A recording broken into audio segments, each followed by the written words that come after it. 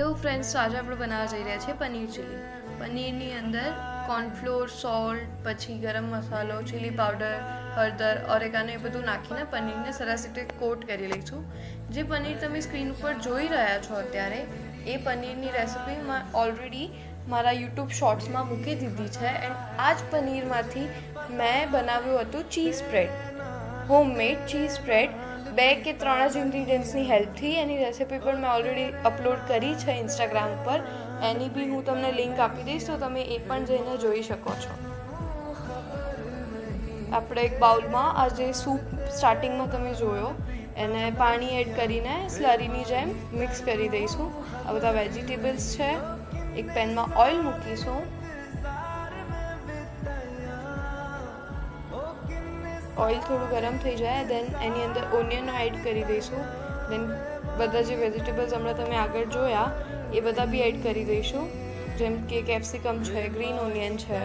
તમે તમારા ચોઇસના પણ વેજીટેબલ્સ યુઝ કરી શકો છો ઇફ યુ વોન્ટ ધેમ. થોડા વેજીટેબલ્સ જ્યારે સોફ્ટ થઈ જાય એના પછી એની અંદર ટર્મેરિક અને ચીલી પાવડર એડ કરી દઈશું. એના પછી એને કાઢી લેવાનું છે બહાર.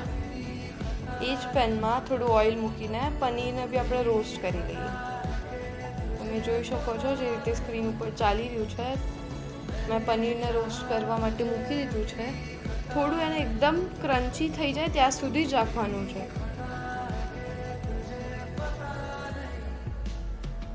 જોઈ શકો છો ક્રન્ચી થઈ ગયું છે અને મેં પનીર બહાર કાઢ્યું.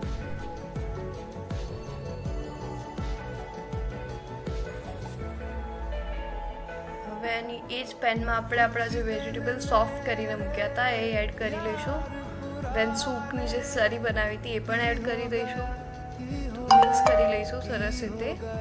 દેન જ્યાં સુધી આ સ્લરી અને એની ગ્રેવી થોડી થીક ના થઈ જાય, તમે કન્સિસ્ટન્સી જોઈ શકો છો એ રીતની થઈ જાય પછી પનીર એડ કરી દઈશું.